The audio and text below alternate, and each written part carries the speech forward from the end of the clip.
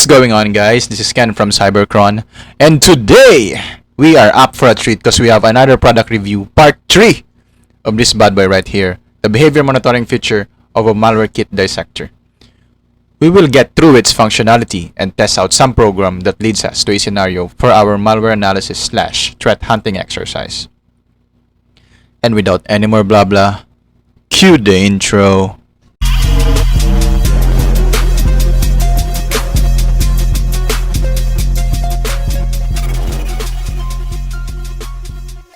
Last time, I have shown the first two features of MAKD, our malware kit dissector, and that covers getting the PE sections, imports and file information, and getting the obfuscated strings of a program. If you wanted to check on the review for that, click on the upper left corner of this video. Right now, we are in for something out of the ordinary.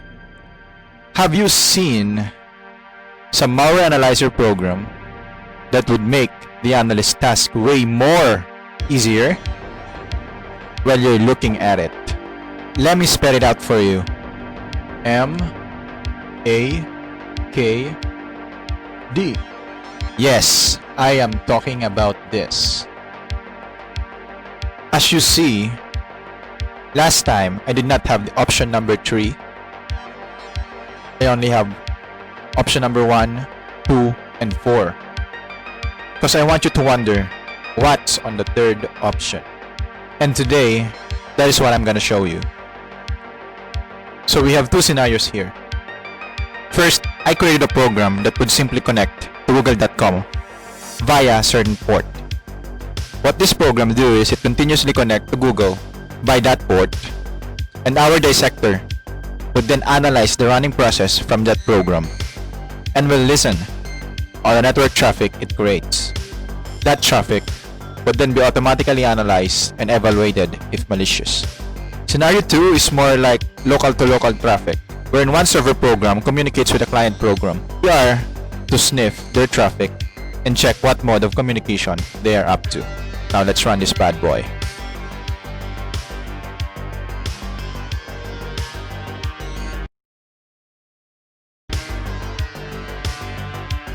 This will be our malware program here, or some program that we are to analyze, and we enter option number 3.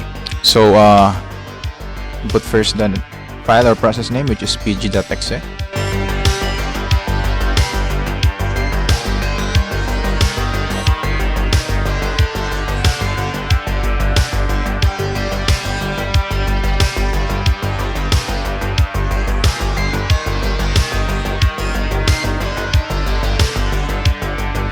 So right now that we have captured the communication, let's delve into this. We now see that pg.exe communicates and creates a DNS request with Google IP 172.217.24.68. Also, as we can see here in the output, is the remote IP and its port. Also, IP is resolved to its domain name, which is a Google-owned domain. And not only that, it has a virus total feedback as well. Pretty cool.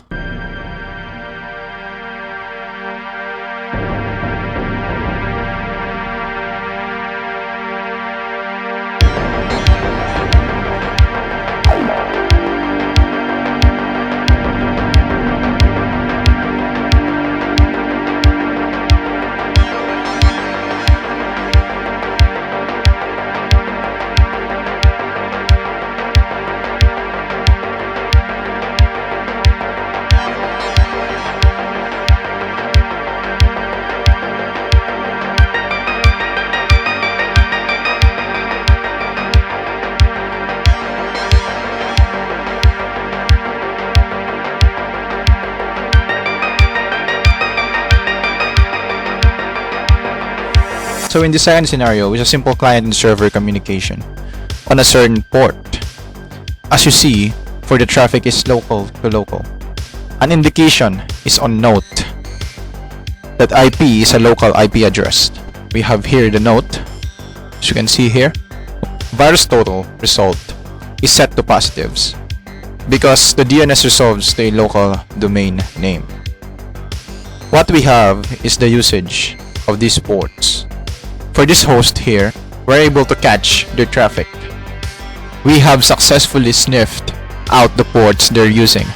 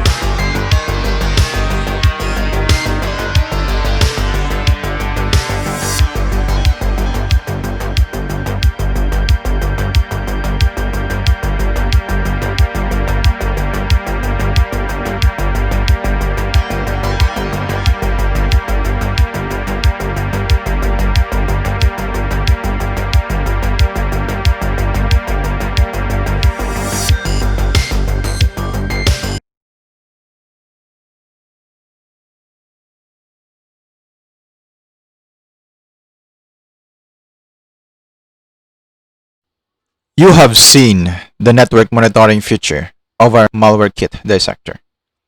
In its live process detection, and the cool part, it immediately evaluates the remote IP and domain. And with that, we can identify what a certain program or malware really is capable of doing. An outbound communication from your host to a certain web server. Man, your host might belong to a botnet already. Now, let's run another test here. So I modified the code for this executable here and see what this program would do.